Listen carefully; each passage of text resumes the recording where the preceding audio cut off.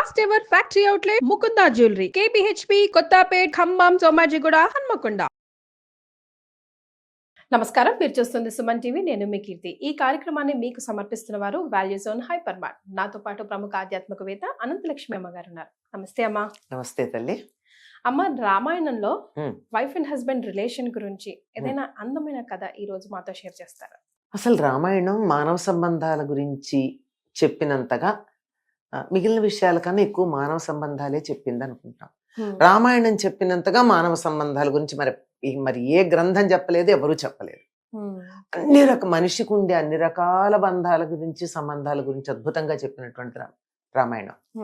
అటువంటి రామాయణంలో భార్యాభర్తల సంబంధం గురించి కూడా అద్భుతంగా ఉంటుంది. ఎంత అద్భుతంగా ఉంటుందంటే, భార్య భర్త ఒకళ్ళతో ఒకళ్ళు మాట్లాడుకున్న తీరు, భార్య మాట భర్త వింటే ఏమవుతుంది, వినకపోతే ఏమవుతుంది అన్నది కూడా మనకి స్పష్టంగా కనపడుతుంది. ఇక్కడ సీతాదేవి మాట విన్నాడు రాముడు, అందుకని చరిత్రకెక్కాడు. సీత మాట విన్నాడు. అరణ్యవాసానికి బయలుదేరేటప్పుడు మొట్టమొదటిసారి సీత మాట్లాడడం అక్కడే ఉంటుంది రామాయణంలో. అప్పటిదాకా ఆవిడ మాట్లాడినట్టే కనపడదు మనకి. చక్కగా జీవితం హాయిగా సరిగిపోతుంది. ప్రత్యేకం మాట్లాడాల్సిందే ఉంది. అరణ్యవాసానికి బయలుదేరుతున్నానంటే సంతోషం అంది. కాదు, నువ్వు కాదు, నేను ఒక్కడినే పెడుతున్నాను అన్నాడు. అంటే అట్లా కాదు, మా నాన్నగారు నన్ను ఎక్కడనే వెళ్ళమన్నారు. అదెట్లా? భార్య భర్తకి చెప్తే అది భార్యకి వర్తించదా అని అడిగింది. ఈ రోజుల్లో లాగా అడ్మిట్ టు ఓన్లీ అనేటటువంటి ఇన్విటేషన్ వెయ్యక్కర్లేదు కదా. భర్తకి చెబితే అది భార్యకు కూడా వర్తించినట్టే. అయ్యగారిని పిలిచారనుకోండి పెళ్లికి, అమ్మగారిని ప్రత్యేకంగా పిలవక్కర్లేదు, ఇద్దరు వస్తారు. మీ ఇద్దరూ కలిసి రండి అని చెప్పాల్సిన పని లేదు. ఇది మనకి పాశ్చాత్యులు వచ్చాక మిస్టర్ అండ్ మిస్సెస్ అని రాయడం ఉందే గాని మనకి రాయనక్కర్లేదు. ఇంటి యజమాని పేరు రాస్తే కుటుంబ సభ్యులందరూ వస్తారు, ఆయన పేరు రాస్తే భార్య కూడా వచ్చేస్తుంది. కనుక అది అక్కర్లేదు కదా, చెప్పక్కర్లేదండి. అట్లా కాదులే అని చాలా బాధిస్తాడు. అరణ్యంలో గనక వెళ్ళినట్టయితే అదేమన్నా అయోధ్య అనుకున్నావా, అడవి అన్నాడు.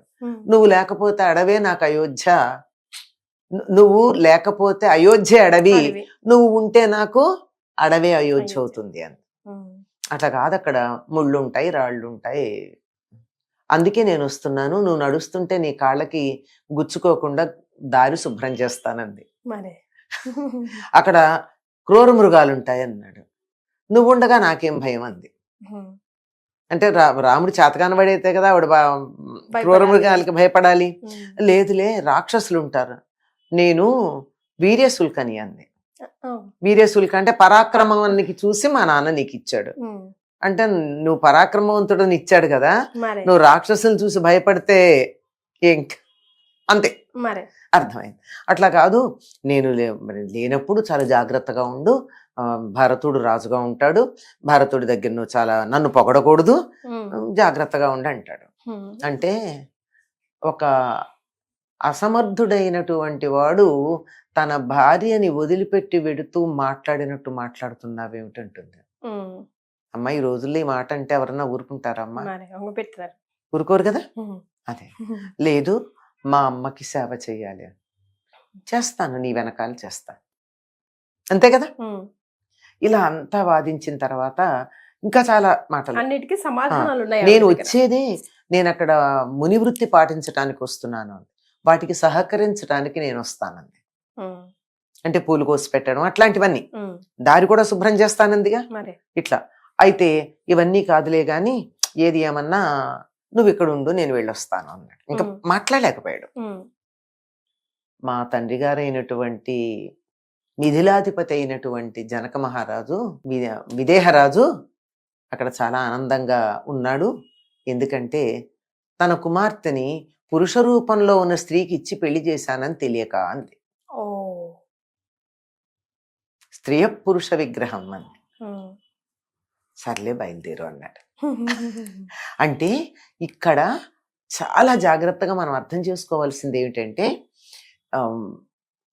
మామగారిని తండ్రిలాగా గౌరవించాలి. ఎప్పుడూ కూడా మామగారు తండ్రికి ఎంత గౌరవం ఇస్తారో అంత గౌరవంగాని ఒక మగవాడు తన మామగారికి ఇవ్వకపోతే అతడు మనిషిగా పరిగణించబడ్డ మన సనాతన ధర్మాన్ని అనుసరించి. మామగారిని చులకం చేసినా, తక్కువగా మాట్లాడినా అంచేత మామగారి మాట వినాలి. పైగా ఆయన ఏం చెప్పాడు పెళ్లి సమయంలో? ఇయం సీత మమసుత సహధర్మచరీతవ ఛాయేవానుగత తదా. ఈ అమ్మాయి నా కూతురు సీత, ఇక నుంచి నీకు సహధర్మచరి, నిన్ను నీడలాగా అంటి పెట్టుకుంటుంది. అంటే రాముణ్ణి సీతాదేవి నీడలాగా అంటి పెట్టుకుంటుంది. నీడలాగా అంటి పెట్టుకున్న సీత ఎలా పెడుతుంది? ధర్మ మార్గంలో నీకు తోడుంటుంది. అంటే సీత రాముణ్ణి వదిలిపెట్టదు, రాముడు ధర్మ మార్గంలో ఉంటేనే వెంటుంటుంది. అంటే అర్థం ఏమిటి?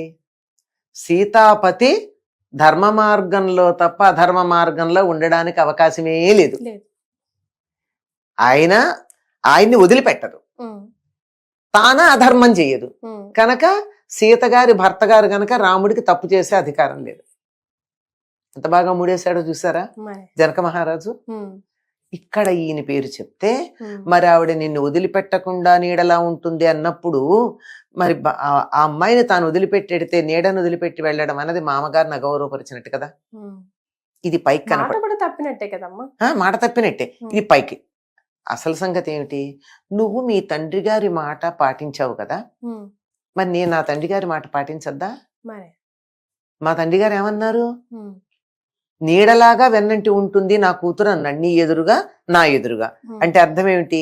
నీకు చెప్పినట్టు చెప్పినా నాకు కూడా అదే మాట చెప్పాడు కదా, భర్తని ఎప్పుడు వదిలిపెట్టి ఉండద్దని, నీడలా ఉండమని. నువ్వు నీ తండ్రి మాట పాటించావు, నేను నా తండ్రి మాట పాటించద్దా? రాముడికి ఇంకేం మాట్లాడడానికి లేదు, తీసుకుని వెళ్ళిపోయాడు. అంతే. ఇక్కడ ఇది ఈ రోజుల్లో వాళ్ళకి ఇది కొరుకుడు పడని విషయం. ఆ రోజుల్లో ఆడవాళ్ళకి అధికారాలు లేవు, మాట్లాడలేరు, అణిగిమణిగున్నారు, ఇట్లాంటి మాటలు అంటారు. ఎంత మాట అందమ్మా సీతాదేవి. ఇంత మాట అంటే ఈ రోజుల్లో ఎవరైనా ఊరుకుంటారా? నువ్వు మగవాడివే కాదు అంటే ఏ మగవాడన్నా ఊరుకుంటాడా?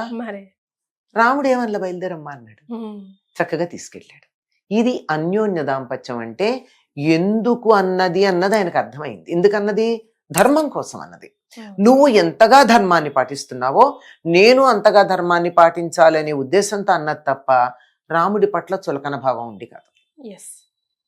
అది సీతాదేవికి రాముడికి మధ్య ఉన్నటువంటి బంధం. సీతని రావణుడు అపహరించుకుని వెళ్ళిపోయిన తర్వాత రాముడు ఏడ్చినటువంటి ఏడుపులు ఎలా ఉంటాయంటే, వెతికాడు, అన్నీ చేశాడు, దొరకకపోతే చెట్లని పుట్టల్ని అడిగాడు. ఎంతగా ఏడిచాడంటే మనం ఎక్కడా ఎవ్వరూ భార్య కోసం అలా ఏడిచినట్టు చూడమమ్మా. అది ప్రేమ అంటే. ఎంతగా అంటే హనుమ వెళ్ళి చెప్తాడు సుందరకాండలో, రాముడు ఎలా ఉన్నాడు అంటే, ఇంకా రాముడికి తన మీద ప్రేమ ఉందో లేదో అని సీతాదేవి అడుగుతుంది. అడిగితే మీద అడవిగలు దోమలు వాలుతుంటే కూడా తోలుకోవటం లేదమ్మా, మధురమైన పదార్థాలు తెచ్చిపెడితే కూడా తినటం లేదు, ఏది అక్కడ పెట్టినా అలా నోట్లో పెట్టుకుని వెంటనే సీత అంటూ సొమ్మసిల్లి పడిపోతున్నాడు, నిద్ర కూడా పోవట్లేదు. కానీ ఏడిచి ఏడిచి ఏడిచి అలిసిపోయి కాసేపు సొమ్మసిల్లి పడుకుంటాడు. పేచీ పెట్టిన పిల్లలు చూడండి, ఏడిచి ఏడిచి పడుకుంటారు, అంతే తప్ప సహజంగా నిద్రపోవడం అన్నది కూడా రాముడి దగ్గర లేదు అంటారు. అంటే అప్పుడు అంటుంది సీతాదేవి, అమృతం విషం కల్పించావు కదయ్యా అంటుంది. దేనికి? అమృతం ఏమిటి? రాముడు తన కోసం ఎదురు చూస్తున్నాడు అని. విషం ఏమిటి? రాముడు కష్టపడుతున్నాడు అని. ఇది దాంపత్యం అంటే. అంతేగాని ఎదురుగా లేకపోయినంత మాత్రాన, ఎదురుగా ఉన్నంత మాత్రాన, ఒకళ్ళనొకళ్ళు పొగుడుకున్నంత మాత్రాన కాదమ్మా దాంపత్యం. ఒకరి హృదయం ఒకరికి అంత బాగా తెలియాలి. గూస్ బంప్స్ వచ్చేసాయమ్మా. నిజంగా అసలు మియా బీబీ వైఫ్ అండ్ హస్బెండ్ రిలేషన్ ఎంత స్వీటో అది అర్థం చేసుకోవాలి. చెప్పనా? ఇంకా చాలా ఆశ్చర్యకరమైంది. వీళ్ళు లంక దగ్గరికి వెళ్తారు, సముద్రపుడ్డు దగ్గరికి వెళ్తారు. ఎవరు? అందరు సైన్యం అంతా వెళ్ళినాక, ఇదిగో అదే లంక, అక్కడే సీత ఉందంటే రాముడు ఆ గాలి తనకి తగిలితే ఈ గాలి సీతని స్పృశించి వచ్చిన గాలి అని నాకు తెలుస్తోంది అంటాడు. సరే, ఇంతకన్నా భార్యాభర్తల మధ్య ఉండే సంబంధంలో హైయెస్ట్ ఇంకేమన్నా ఉంది? గాలి కూడా, సీతని స్పృశించి వచ్చిన గాలి నాకు ఆహ్లాదం కలిగిస్తోందన్న మాట ఉందే, మరి అది కదా నిజమైనటువంటి దాంపత్యం అంటే. ఈ రోజుల్లో మనం అందరం తెలుసుకోవాల్సింది అదనమాట. ఇంకోటి అంటుంది, అరణ్యవాసం అతను సీతాదేవిని వాల్మీకి ఆశ్రమం దగ్గర వదిలిపెట్టమన్నాడు. ఎంత ప్రేమ లేకపోతే వాల్మీకి ఆశ్రమం దగ్గర వదిలిపెట్టమంటాడు? వాల్మీకి దశరథుడు మంచి స్నేహితులు. అక్కడ గనక అయినట్టయితే దశరథుడు ఎంత బాగా చూసుకున్నాడో వాల్మీకి అంత బాగా చూసుకుంటాడు సీతాదేవిని. ఎంత ఆలోచించాడండి సీత గురించి. అక్కడ ఉన్నాక సీత లక్ష్మణుడితో మూర్చపోతుంది, మాట్లాడుతుంది, చాలా మాట్లాడుతుంది. అన్నీ అయ్యాకంటుంది, అక్కడ గంగ ఉంది, ఇక్కడ నేనున్నాను, ఎప్పుడు ఏమవుతుందో తెలియదు, కానీ నేమీ అవదు. ఎందుకంటే నేను గాని ఇప్పుడు ఏ అఘాయిత్యమన్నా చేస్తే రాముడికి వంశాంకురం ఉండదు అంటుంది. అంటే రాముడు మళ్ళీ పెళ్లి చేసుకోడు అన్నటువంటి నమ్మకం సీతకి. ఇప్పుడు తన గర్భవతి, అంటే ఈ వయసులో సంతానాన్ని పొందే వయసు. భార్య లేకపోతే వెంటనే పిల్లలు లేరని ఇంకో పెళ్లి చేసుకుంటారు కదా ఎవరన్నా? లేదు. రాముడికి వంశాంకురం ఉండదు కనుక నేను దీన్ని భరిస్తానంది సీత. అది ప్రేమ అంటే. అర్థం చేసుకోవాలి కానీ ఎన్నో విషయాలు, ఎంతో లోతైన విషయాలు కదమ్మా. చాలా.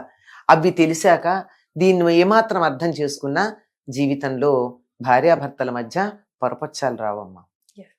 చాలా సంతోషం అమ్మా, ధన్యవాదాలు.